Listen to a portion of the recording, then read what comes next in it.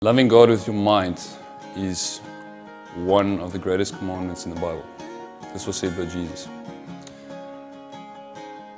Traditionally, science and faith were seen as in conflict.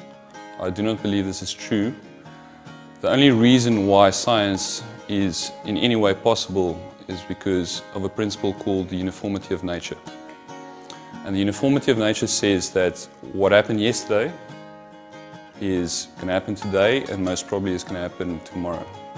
And the earliest scientists were in fact monks in the monastic tradition, and they were the only people that started science in the Middle Ages. They weren't started by the Chinese, they weren't started by other faiths, they were started by Christians. And the reason why I believe this is so is because the Christians had faith in a God who was trustworthy. In other words, a God who was the same yesterday, today and tomorrow.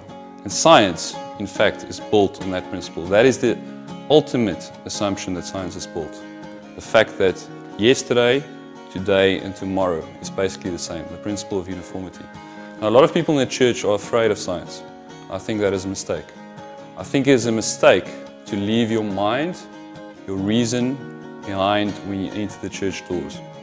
I think it is time that each one of us in the church takes time to know what science is about, and I think it is time for people outside the church to come to church with an open mind, to come to church to seek that which science cannot provide. Science does not answer the question of what is the meaning of life. Science does not answer the question of, does my mom and my dad love me? Science does not answer the question of where do I find peace in my heart. Science does answer the question of what is this way? How fast is this? How does this work? We should not confuse these two areas of human knowledge.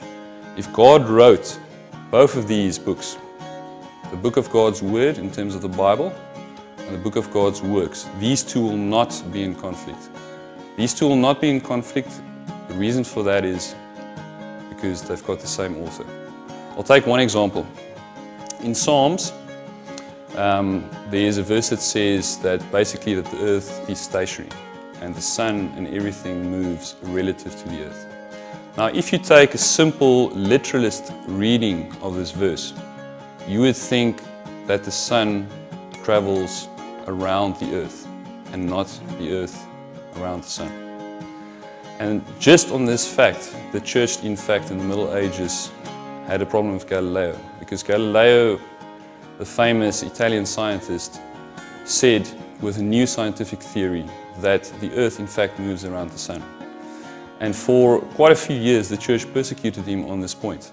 But if you think about it, if you read Psalms in context, if you realize that Psalms is poetry spoken by a tribal people, the Israelites, in terms of their relationship with God, you will realize that the person is not talking about astronomy. The person is talking about God's theological view of humanity. And God's theological view of humanity is that man is the crown of creation. It's not about the earth and the sun's position in terms of astronomy. It is about God's view of humanity. So in other words, humanity is the most important thing in God's creation. And I can show this with a scientific principle. It's called the anthropomorphic cosmological principle. And this principle says basically that even though the universe is massive, some people say the universe is, let's say, 14 billion light years across. Now, to give you an idea, one light year is 9.5 trillion kilometers. So multiply 9.5 billion multiplied by 14 billion and you get a pretty huge number.